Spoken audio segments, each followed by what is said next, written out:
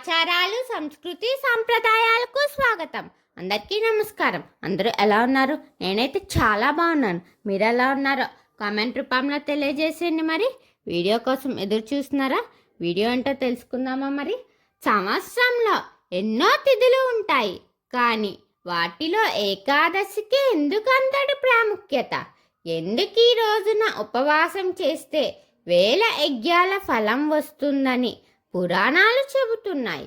సంవత్సరంలో మొత్తం ఎన్ని ఏకాదశులు ఉంటాయి తెలుసుకుందామా? మరి ఏకాదశి అంటే ఏమిటి? 11వ తిథిని ఏకాదశి అని అంటారట. ప్రతి నెలలో 2 ఏకాదశులు వస్తాయి. శుక్లపక్ష ఏకాదశి, కృష్ణపక్ష ఏకాదశి. అందువల్ల సంవత్సరానికి సాధారణంగా 24 ఏకాదశులు వస్తాయి. అధిక మాసం వచ్చిన సంవత్సరంలో 26 ఏకాదశులు కూడా రావచ్చట.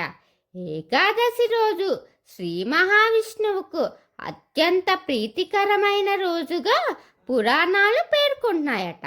అన్ని తిథుల్లో ఏకాదశికి ఎందుకంత ప్రత్యేకత? పద్మ పురాణం, స్కాంద పురాణం, భవిష్య పురాణం వంటి గ్రంథాల్లో ఏకాదశి మహిమను విశేషంగా వర్ణించారు.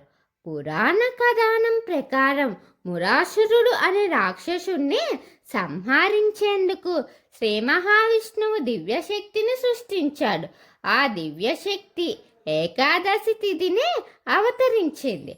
ఆమె మురాసురుణ్ణి సంహరించిన తర్వాత విష్ణుమూర్తి ఇలా వరం ఇచ్చాడు: ఈ తిథిని ఉపవాసంతో భక్తితో ఆచరించే వారికి పాప విమోచనం నా అనుగ్రహం లభిస్తుందని. అందుకే ఏకాదశిని అన్ని తిథుల్లో అత్యంత పవిత్రమైనదిగా భావిస్తారట.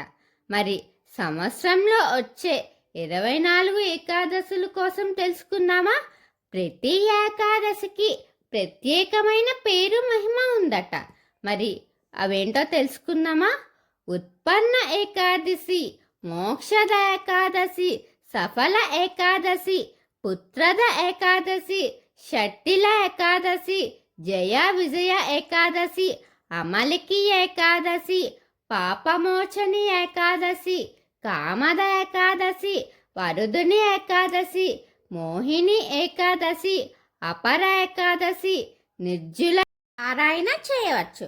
ఏకాదశి అనేది కేవలం ఆహారం మానేవేయడమే కాదు, అది శరీరానికి నియమం, మనసుకు ప్రశాంతత, ఆత్మకు ఆధ్యాత్మిక సాధన. భక్తితో ఆచరిస్తే శ్రీ మహావిష్ణువు అనుగ్రహం లభిస్తుందని పురాణాలు చెబుతున్నాయి.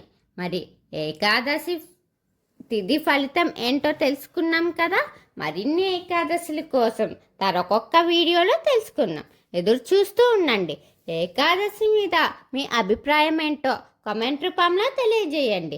మన ఆచారాలు, సంస్కృతి, సాంప్రదాయాలు వీటి మీద మీకు ఆసక్తిగా ఉంటే నా ఛానల్ని సబ్స్క్రైబ్ చేసి అలాగే పక్కనే ఉన్న బెల్ ఐకాన్ క్లిక్ చేయండి. నా వీడియోస్ని మీరు ఆదరించి లైక్, షేర్, కామెంట్ చేయండి. ఓం శ్రీ మాత్రే నమః.